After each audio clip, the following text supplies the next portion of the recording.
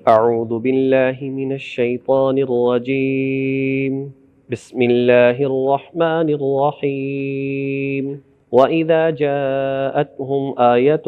قالوا لن نؤمن حتى نؤتى مثل ما أوتي رسل الله الله أعلم حيث يجعل رسالته سيصيب الذين أجرموا صغار عند الله وعذاب شديد بما كانوا يمكرون. صدق الله العظيم. وَإِذَا جَاءَتْهُمْ آيَةٌ، اور جب ان کے پاس کوئی آیت آتی ہے، کوئی قرآن کی آیت آتی ہے، قالوا، تو یہ کہتے ہیں، لن نؤمن، ہم ہرگز اس پر ایمان نہیں لائیں گے، حتیٰ، جب تک کہ نؤتا مثل ما اوتی رسول اللہ، جب تک کہ ہمیں بھی اسی جیسی چیز دے دی جائے، ما اوتیا، جو دی گئی، رسول اللہ، اللہ کے رسولوں کو، اللہ اعلم حیث یجعل رسالتہ، اور اللہ تعالیٰ خوب جانتا ہے، حیث، کہ کہاں، یجعل، وہ رکھے گا، رسالتہ، اپنی رسالت کو، اللہ خوب جانتا ہے کہ وہ رسالت کس کو عطا فرمائے گا۔ سیصیب الذین اجرموا، عن قریب، سین کا مطلب ہے ضرور، اور عن قریب، عن قریب پہنچے گی، الذین، ان لوگوں کو، اجرموا، جنہوں نے جرم کیے، صغار، ذلت، عند اللہ، اللہ تعالیٰ کی طرف سے، وعذاب، اور عذاب، شدید، جو بہت سخت ہوگا، بما کانوا یمکرون، کیونکہ وہ لوگ مکاریاں کیا کرتے تھے، ان کی مکاریوں کے بدلے میں جو لوگ مجرم ہیں ان کو اللہ تعالیٰ کی طرف سے ذلت اور سخت ترین عذاب ضرور پہنچے گا۔ اس آیت کریمہ میں اللہ تبارک و تعالیٰ نے یہ بات ارشاد فرمائی کہ جو اہل مکہ ہیں، مشرکین مکہ ہیں، جو ضد اور ہٹ دھرمی کی بنیاد پر ایمان نہیں لاتے، حضور علیہ الصلاۃ والسلام کی رسالت کو نہیں مانتے، اللہ تعالیٰ کی توحید کو نہیں مانتے، دین اسلام کو نہیں مانتے، یہ لوگ بیجا مطالبات کرتے ہیں، اور وجہ صرف یہی ہے کہ یہ ایمان لانا نہیں چاہتے، ان کے سینے تنگ ہو چکے ہیں، اور ہدایت اور نور کو ان سے چھین لیا گیا ہے۔ تو فرمایا کہ یہ لوگ کہتے ہیں جب تک ایسی ہی آیات، ایسا ہی قرآن اور ایسی ہی نشانیاں اور معجزات ہمیں نہیں دیے جائیں گے جیسا کہ رسولوں کو دیے گئے ہیں، تو ہم ایمان نہیں لائیں گے، یعنی کھلے لفظوں میں کہ ہمیں بھی نبی بنایا جائے، جب تک پیغمبری نہیں دی جائے گی ہم اس کو نعوذ باللہ نبی نہیں مانیں گے۔ تو فرما دیا گیا اللہ اعلم حیث یجعل رسالتہ، یہ تو بیکار بات ہے، نبوت کوئی کسبی چیز تھوڑی ہے کہ انسان محنت کر کے، کوشش کر کے خود ہی نبی بن جائے، یہ تو ایک وہبی چیز ہے، اللہ کے عطا کرنے سے ملتی ہے، اور اللہ پاک جس کو چاہتا ہے اس کو عطا کرتا ہے، کوئی اپنی مرضی سے نبی نہیں بن سکتا۔ ایک مرزا غلام قادیانی جو آیا، اس نے کہا کہ جی میں نبی ہوں، اور اس نے اپنی کتابوں کے اندر لکھا کہ انسان اللہ کی اتنی عبادت کرے، اتنی عبادت کرے کہ اللہ تعالیٰ راضی ہو کر اس کو نبوت عطا فرما دے۔ تو کہا کہ میں نے اتنی عبادت کی کہ مجھے اللہ تعالیٰ نے نبوت کا درجہ دے دیا، اور نعوذ باللہ اس نے کہا کہ اتنا اونچا مجھے درجہ دیا ہے جو محمد مصطفیٰ کی نبوت سے بڑھ کر ہے، نعوذ باللہ، کیونکہ جو نبوت ہے یہ مخلوق میں سب سے اونچا درجہ ہے، مخلوق میں جس کو نبوت ملی یہ سب سے اونچا درجہ ہے، اللہ تعالیٰ کی ذات کے بعد سب سے اونچا درجہ ہے۔ تو یہ کیسے ہو سکتا ہے کہ اپنی مرضی سے حاصل ہو جائے؟ اور اس خبیث نے یہاں تک کہہ دیا، کہنے لگا کہ میں جو ہے وہ ذلی نبی ہوں۔ کیا مطلب؟ یعنی جیسے ایک ذات ہوتی ہے، ایک اصل ہوتی ہے، اور ایک اس کا سایہ ہوتا ہے، کہا اصل تو نبی ہے لیکن اس کا سایہ، ذلی نبی میں ہوں، ذلی نبی یعنی نبوت کا سایہ میں ہوں۔ اور پھر کیا کہنے لگا، اس کو یعنی بالکل تول نہیں پڑا کہ میں کیا کہہ رہا ہوں، اور کہنے لگا کہ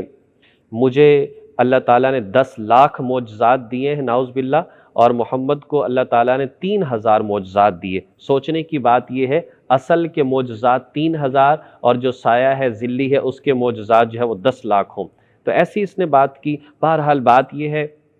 کہ جو بھی دعویٰ کرنے والا ہے وہ پرلے درجے کا کافر ہے، اور عام کافروں سے بڑھ کر وہ کافر ہے، اس کی سزا بھی سخت ہے اور اسے کسی قسم کا تعلق جو ہے وہ بھی رکھنا جائز نہیں ہے۔ تو فرمایا کہ اللہ جہاں چاہتا ہے اپنی نبوت اور رسالت کو رکھتا ہے، یہ اپنی مرضی سے نہیں ہو سکتا۔ اور وہ لوگ جو کہ جرم کرتے ہیں، چاہے وہ انکار کرنے کا جرم کریں، چاہے وہ گناہ کرنے کا جرم کریں، نبوت کو پریشان کرنے کا جرم کریں، اللہ تعالیٰ کی ذات پر الزام لگانے کا جرم کریں، بے جا نبیوں سے مطالبات کرنے کا جرم کریں، غرض کچھ بھی ہو، بے ایمانی ہو یا اسی طریقے سے فسق اور فجور ہو، تو کہا کہ ان لوگوں کے لیے سخت عذاب بھی ہے اور ذلت بھی ہے اللہ تبارک و تعالیٰ کی طرف سے۔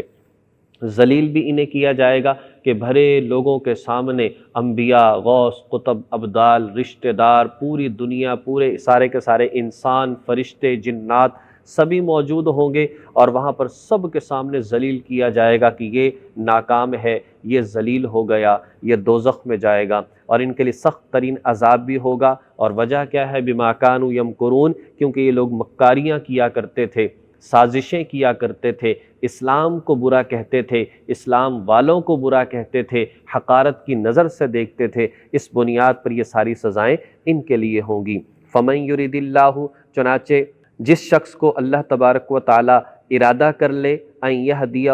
ہدایت دینے کا، اللہ تعالیٰ ارادہ کر لے جس کو کہ ان یہدیہ، اس کو ہدایت دے، تو یشرح، کھول دیتا ہے، صدرہ، اس کے سینے کو، للاسلام، اسلام کے لیے۔ ومن یرید، اور جس کے لیے ارادہ کر لے ان یضلہ، اس کو گمراہ کرنے کا، یجعل صدرہ ضیقا، تو اللہ تعالیٰ اس کے سینے کو تنگ کر دیتا ہے، حرجا، پھر کیا ہے؟ اور بہت زیادہ تنگ کر دیتا ہے، حرجا بہت زیادہ تنگ کر دیتا ہے، کأنما یصعد فی السماء، گویا کہ جیسے بہت مشکل ہے آسمان پر چڑھنا، یصعد چڑھنا، فی السماء آسمان، جیسے آسمان پر چڑھنا نہیں ہو سکتا، اس طریقے جیسے آسمانوں پر چڑھنا مشکل اور ناممکن، اس طریقے سے جو ہے ایمان کی طرف آنا اور ہدایت کی طرف آنا اس کے لیے دشوار اور مشکل ہو جاتا ہے۔ کذالک، اسی طرح، یجعل اللہ الرجس، اللہ تعالیٰ ڈال دیتا ہے گندگی، کفر کی گندگی، رجس کفر کی گندگی، علی الذین، ان لوگوں پر، لا یؤمنون، جو ایمان نہیں لاتے، وہ کافر ہیں، اور جو کافر ہیں اللہ تبارک و تعالیٰ ان پر جو ہے ایک گندگی کو ڈال دیتا ہے، اور جن کو جو ہے، جو لوگ ایمان نہیں لاتے وہ کفر کی زندگی گزار رہے ہیں، تو کفر تو سب سے بڑی گندگی ہے۔ ایک ظاہری گندگی سے باطنی گندگی زیادہ ہے۔ ظاہری طور پر تو انسان کیا ہے، کوئی اتنی بڑی ناکامی نہیں، لیکن باطنی گندگی ہو، دل میں کفر ہو، دل میں گناہ ہو، تو پھر کیا ہوگا؟ آخرت میں سزائیں ہی سزائیں ہیں۔ فرمایا، حدیث مبارکہ میں آتا ہے کہ اللہ تبارک و تعالیٰ تمہاری شکلوں کو اور تمہارے مالوں کو نہیں دیکھتا، اللہ رب العزت تو تمہارے اعمال کو اور تمہارے دلوں کو دیکھتا ہے کہ وہ کیسے ہیں۔ تو یہاں پر ارشاد فرما دیا، جو شخص اللہ تبارک و تعالیٰ جس کے لیے ارادہ کر لے اسلام میں اس کو داخل کرنے کا اور اس کو ہدایت دینے کا، تو اس کا سینہ کھول دیتا ہے۔ بات یہ نہیں ہے کہ اللہ تعالیٰ زبردستی نعوذ باللہ کسی کو جو ہے وہ اسلام سے نکال دیتے ہیں یا اسلام میں داخل کرتے، نہیں، ہر بات بیان کر دی ہے، اور پھر فرمایا کہ انسان کے سامنے کھول دیا ہے ہر چیز کو، وہ چاہے تو ایمان لائے اور چاہے نہ لائے۔ ہاں، وہ شخص وَيَهْدِي إِلَيْهِ مَن يُنِيبُ، جو اللہ کی طرف متوجہ ہوتا ہے، اللہ سے مانگتا ہے اور مسائل لوگوں سے پوچھتا ہے اور کتابوں کا مطالعہ کرتا ہے اور قرآن کریم کو ایک سچے دل اور صدق دل اور صاف دل کے ساتھ پڑھتا ہے، اس کے مطابق عمل کرتا ہے، اللہ تعالیٰ کی ذات سے خوب دعائیں کرتا ہے، گویا کہ اس کا مطالبہ ہے، وہ طلبگار ہے ہدایت کا، وہ طالب ہے اسلام کا، وہ طالب ہے سیدھے راستے کا، وہ اللہ کی ذات کو ڈھونڈنا چاہتا ہے، وہ سیدھے راستے پر آنا چاہتا ہے، وہ جنت کا راستہ حاصل کرنا چاہتا ہے، پھر اللہ اس کی مدد کرتا ہے۔ اور جو شخص آنا ہی نہ چاہے، جسے اپنی خواہشات زیادہ محبوب ہیں، جسے دنیا کی عزت زیادہ محبوب ہے، وہ کبھی سوچتا ہی نہیں میرے دنیا میں آنے کا مقصد کیا ہے، وہ کبھی سوچتا ہی نہیں کہ مجھے اپنی زندگی میں اپنے اعمال کو سنت اور شریعت کے مطابق کرنا چاہیے، وہ اسلام کو برا سمجھتا ہے، اسلام والوں کو برا سمجھتا ہے، وہ حقارت کی نظر سے دیکھتا ہے کہ یہ نیچے درجے کے لوگ ہیں،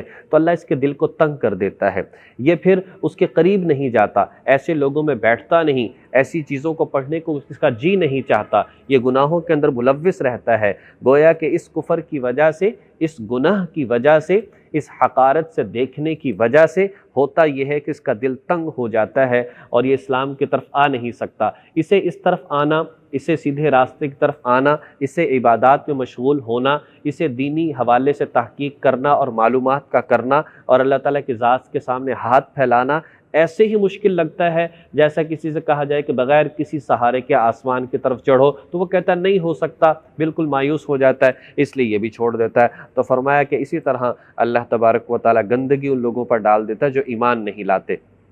تو کفر کی گندگی بڑی گندگی ہے۔ ساری بات کا خلاصہ ہی نکلتا ہے کہ اللہ جل شانہ نے جو نبی پاک صلی اللہ علیہ وسلم کو بھیجا، آپ کو نشانیاں دیں، ان کی ذات پر ایمان لانا چاہیے، قرآن کریم کو اپنی رہنما ایک کتاب سمجھنا چاہیے، اس کو پڑھنا چاہیے اور عمل کرنا چاہیے، اور پھر اللہ تعالیٰ کی ذات سے دعائیں کرنی چاہیے کہ اللہ قرآن کی فہم اور سمجھ عطا فرمائے، عمل کی توفیق عطا فرمائے، حضور علیہ السلام کی زندگی کو پڑھا جائے اور اس کے مطابق پھر جو ہے اپنی عقل کو پیچھے رکھ کر سب سے پہلے جو ہے وہ فوقیت دی جائے قرآن کو اور حدیث کو اور صحابہ کی مبارک زندگی کو۔ جہاں کوئی بات ہو تو کسی کے رہنمائی میں جو ہے وہ پھر دین کو حاصل کیا جائے، اپنی مرضی سے پڑھ کر نہیں۔